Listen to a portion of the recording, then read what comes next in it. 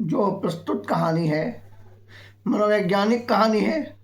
ये कामायनी महाकाव्य का तीसरा सर्ग है और कामायनी महाकाव्य के तीसरे सर्ग में कथानक जो रखा गया श्रद्धा मनु का रखा गया है और देव संस्कृति के विनाश के बाद की जब स्थिति बनती है, उस देव संस्कृति की स्थिति के बाद जो विकसित होने वाली मानव संस्कृति है, उसके विकास की रूपरेखा जो है मनोवैज्ञानिक कहानी है। इस कहानी में दो पात्र हैं, श्रद्धा और मनु। श्रद्धा और मनु के रूप में विकास हुआ है। इसमें श्रद्धा और मनु के प्रथम दर्शन और परस्पर के सहज आकर्षण का केंद्र है। इसमें श्रद्धा के रूप और शील का चित्रण हुआ है। तो इसका पहला ध्यान से हम पढ़ें, उससे पहले हम आप सबसे ये निवेदन कर लेना चाहते हैं, करबद्ध निवेदन है कि जिन विद्यार्थियों को लगता है कि इम्पोर्टेंट है वो इसका एक भी अंश छोड़े ना, क्योंकि श्रद्धा मनु से प्रतिवर्ष किसी न किसी सेक्ट में देखने को व्याख्या जरूर मिल जाती है। तो व्याख्या को समझने के लिए सबसे महत्वपूर्ण यही है कि इसके जो भी काव्यांश महत्वपूर्ण हैं उनको जरूर पढ़ लिया जाए।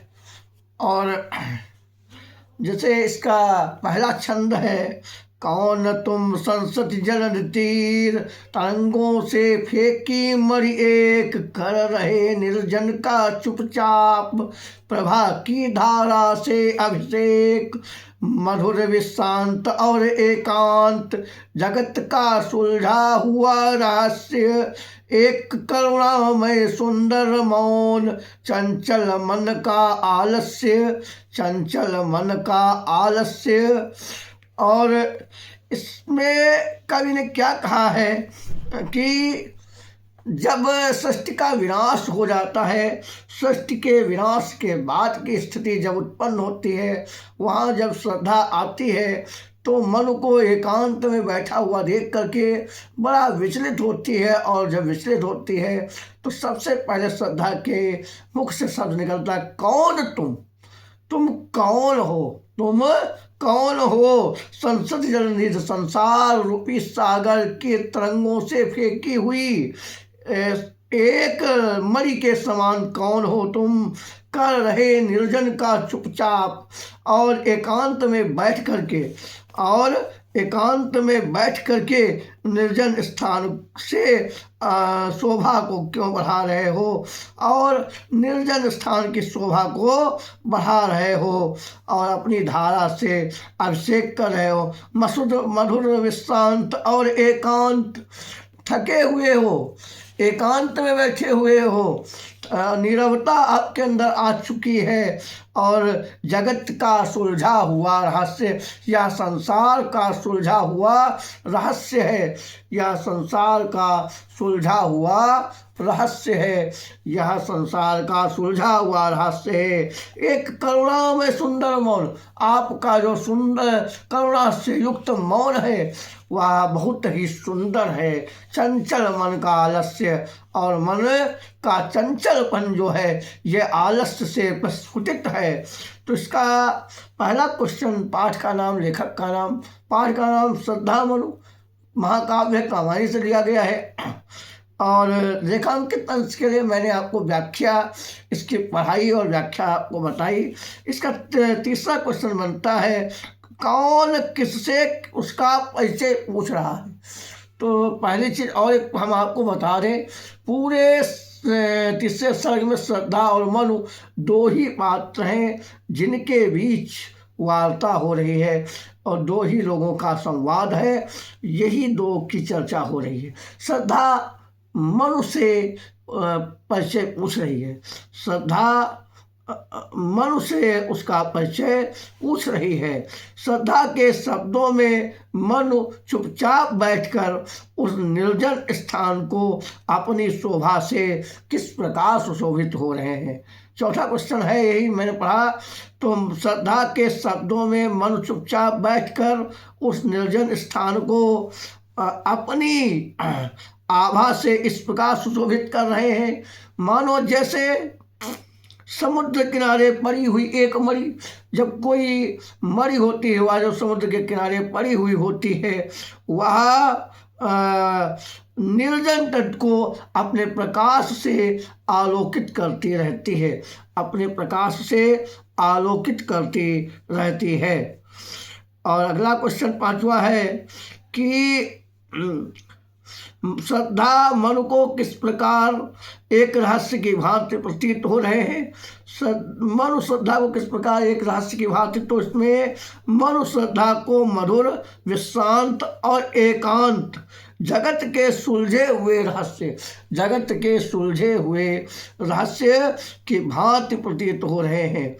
अगला क्वेश्चन इसका है, कौन अपनी कांति से वीराने को शोभायमान कर रहा है।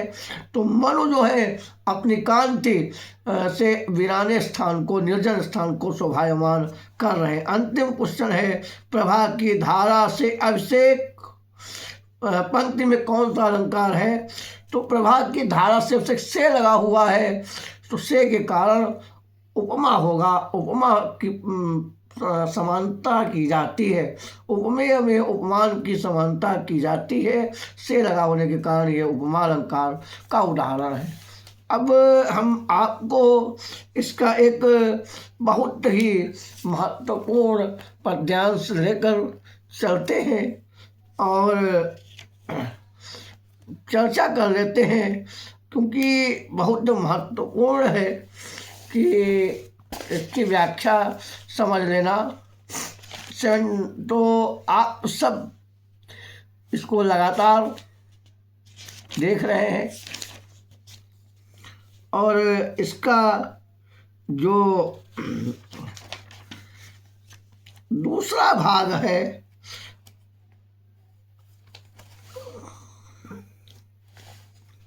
दूसरा भाग ये है कि और देखा वह सुंदर दृश्य नयन का इंद्रजाल अभिराम, कुसुम वैभव में लता समान चंद्रिका से लिपटा घन श्याम, हृदय की अनुकृति बाह्य उदार एक लंबी काया उन्मुक्त, मधुपवन क्रीडित ज्यों से तुषार सुशोभित हो सौरभ संयुक्त मृषण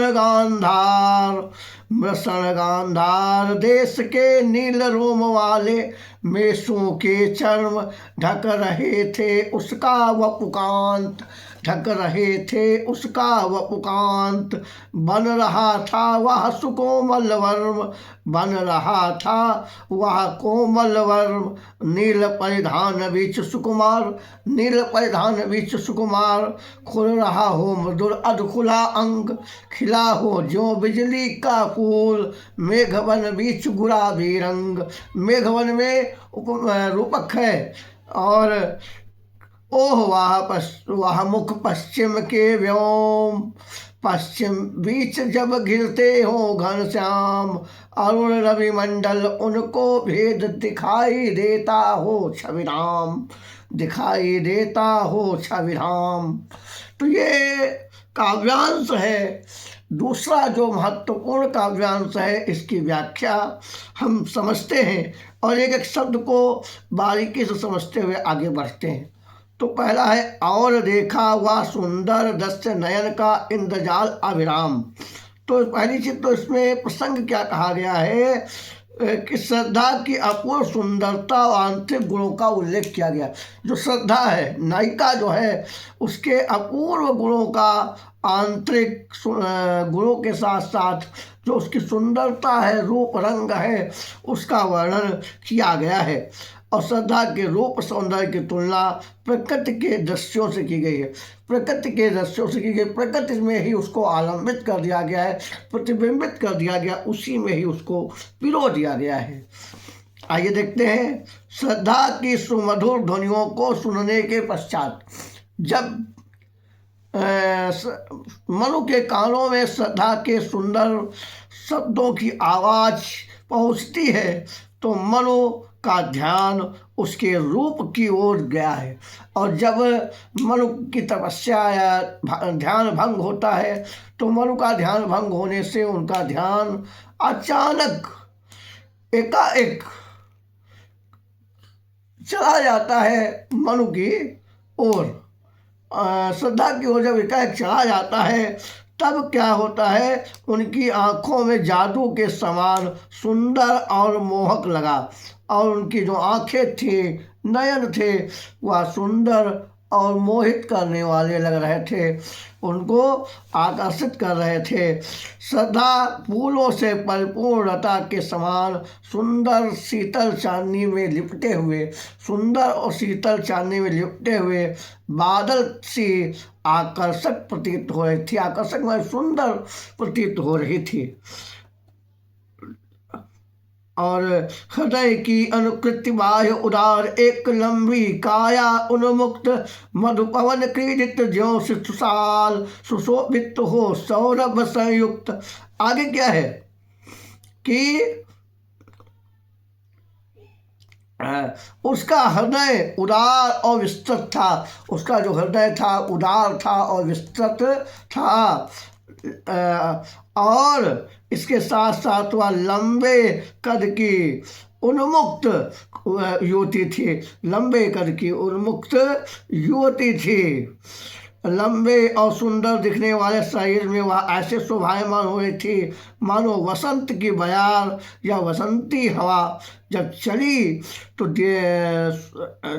उसके कारण वह झूमता हुआ साल का कोई छोटा सा वृक्ष, जो साल एक पौधा है उसका कोई झूमता हुआ एक वृक्ष, छोटा सा वृक्ष सुगंध से सरोवर के चारों ओर अपनी शोभा बिखेर रहा हो, सरोवर के चारों ओर अपनी शोभा को बिखेर रहा हो। और जब शोभा को बिखेर रहा हो तो शोभा ही नहीं बिखेरा, आगे क्या है उसको आप समझिए। शोभा को बिखेर रहा हो, श्रद्धा के वस्त्र गांधार देश में पाई जाने वाली, लिखा है ना कि मृषण गांधार देश के नील रोम वाले मेषों के चरण ढक रहे थे, उसका वपुकांत बन रहा था वह कोमल वर्म। तो गांधार देश में पाई जाने वाली नीले बालों की भेड़ों की खाल से बने थे, वो अत्यंत सुंदर होते हुए उसके वस्त्र केवल तन को ही नहीं ढक रहे थे, उसके शरीर को ही नहीं ढकने का कार्य कर रहे थे, बल्कि उसके शरीर को ढकने का ही कार्य नहीं कर रहे थे, बल्कि क्या कर रहे थे, उसके कवच के समान सही रक्षा कर रहे थे। उसके कवच बने हुए थे, वस्त्र जो थे उसके कवच बने हुए थे। और कहने का तात्पर्य संध्या उस वस्त्रों में बहुत सुंदर और सुरक्षित दिख रही थी। हम वस्त्रों को सुरक्षा की दृष्टि से भी धारण करते हैं, इसी प्रकार से उसके वस्त्र सुरक्षा कवच के समान भी प्रतीत हो रहे थे। आगे है नील परिधान बीच सुकुमार खुल रहा मृदुल अनुकुला अंग, खिला हो जो बिजली का फूल मेघ मन बीच गुलाबी रंग। तो आगे क्या है कि श्रद्धा भेड़ की खाल के बने नीले वस्त्र में अत्यंत आकर्षक दिख रही थी। जो नीले वस्त्र धारण किए हुए थे गांधार देश के नील रोम से बने हुए, उसमें बहुत ही आकर्षक दिख रही थी। वस्त्रों के मध्य कहीं कहीं से अधखुले अंग दिखाई दे रहे थे और उसको कोमल अंग उसके ऐसे प्रतीत हो रहे थे, उसकी जो नाभ थी उसके नीचे का भाग खुला हुआ दिखाई दे रहा था।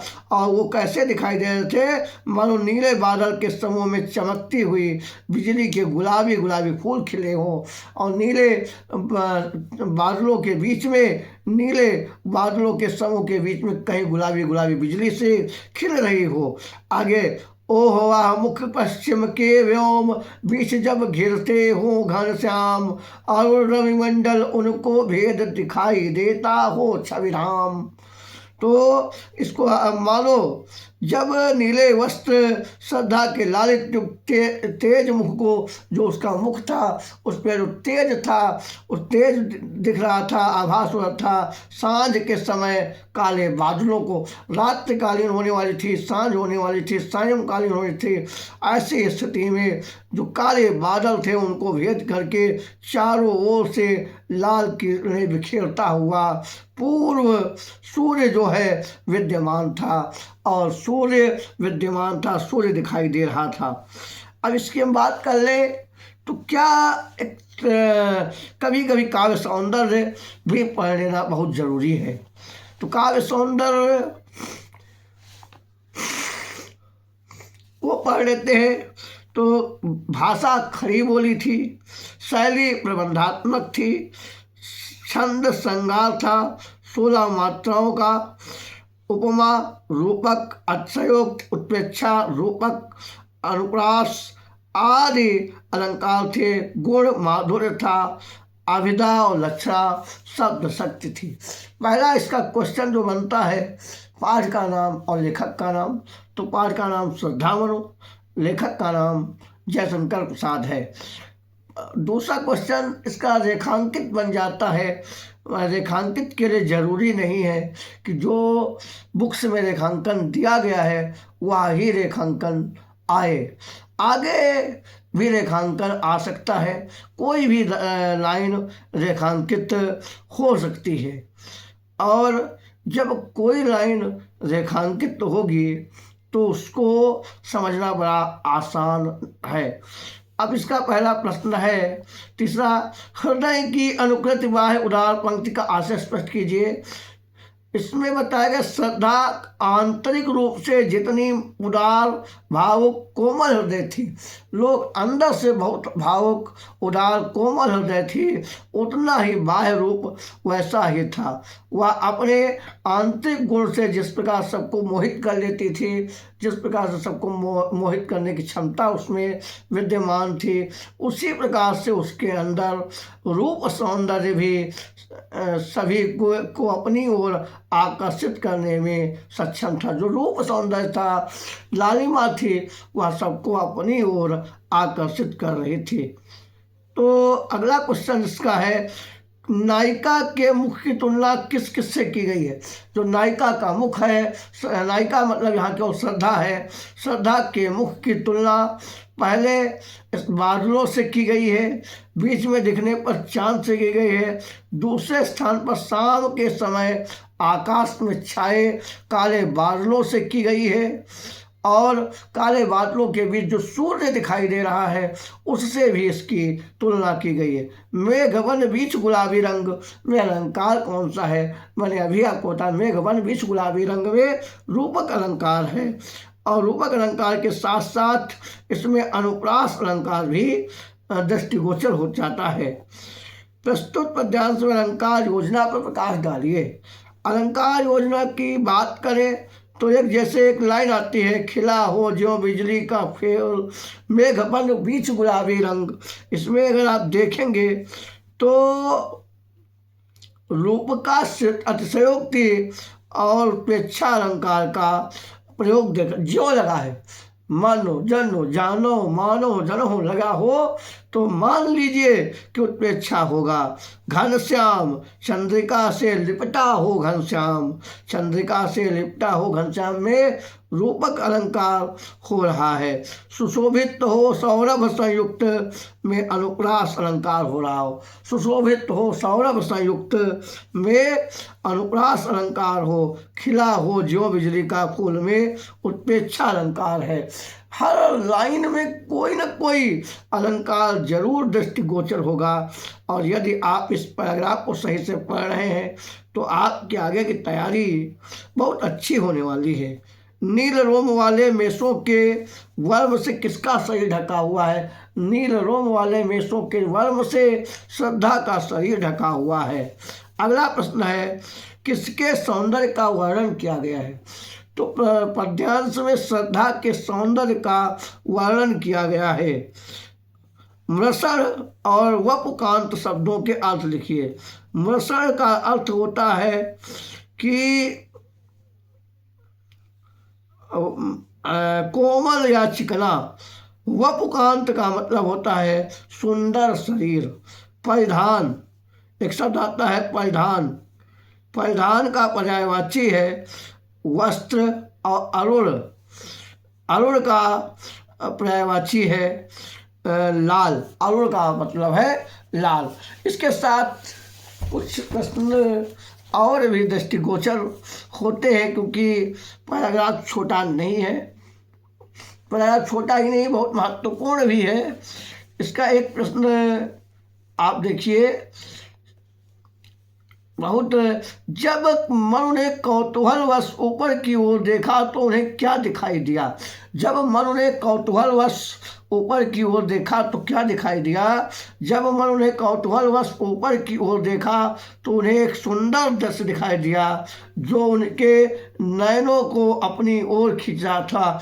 नयन, जो उनकी आंखें थी वो अपनी ओर खींचने में सफल हो रही थी।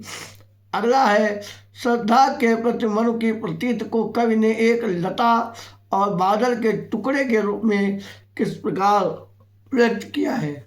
तो श्रद्धा के प्रति मनु की प्रतीत को कवि ने एक लता और बादल के टुकड़े के रूप में निम्न प्रकार से अभिव्यक्त किया है। मनु को ऐसा लग रहा था, प्रतीत हो रहा था, अनुभव हो रहा था कि फूलों से भरी कोई लता उनके सामने खड़ी हो, फूलों से युक्त कोई लता उनके सामने खड़ी हो। और अगला जो है कि बादल के टुकड़े के रूप में जो इनका चित्रांकन किया गया है, तो मानो कोई चांदनी से लिपटा हुआ श्याम वर्ण का मेघ सामने खड़ा हुआ, श्याम वर्ण का जो मेघ है वह सामने खड़ा हुआ हो। और अगला क्वेश्चन है, काव्यांश में श्रद्धा के किन गुणों को दर्शाया गया है। काव्यांश में श्रद्धा की मधुरिमा, श्रद्धा जो है मधुरी बोलती है, उदारता बताई है, उन्मुक्त बताया गया, लंबी काया बताई गई है और गंभीरता आदि गुणों का विवेचन किया गया है। इसके बाद बात कर लेते हैं किसकी सुंदरता का वर्णन किया गया है। तो श्रद्धा की सुंदरता का वर्णन किया गया है। मेघवन में, अभी मैंने बताया मेघवन में आए या मेघवन बीच गुलाबी रंग आए, दोनों तरह से क्वेश्चन पूछ सकता है। रूपक अलंकार है। छविधाम शब्द का अर्थ क्या है। तो छविधाम शब्द जो है इसका अर्थ है अति सुंदर, अति सुंदर। छविधाम का अर्थ है अति सुंदर, छविधाम का अर्थ है अति सुंदर, छविधाम का अर्थ है अति सुंदर।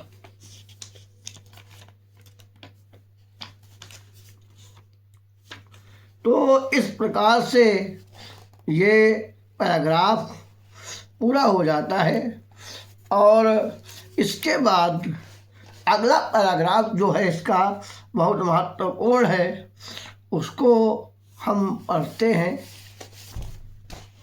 तो अगला कहा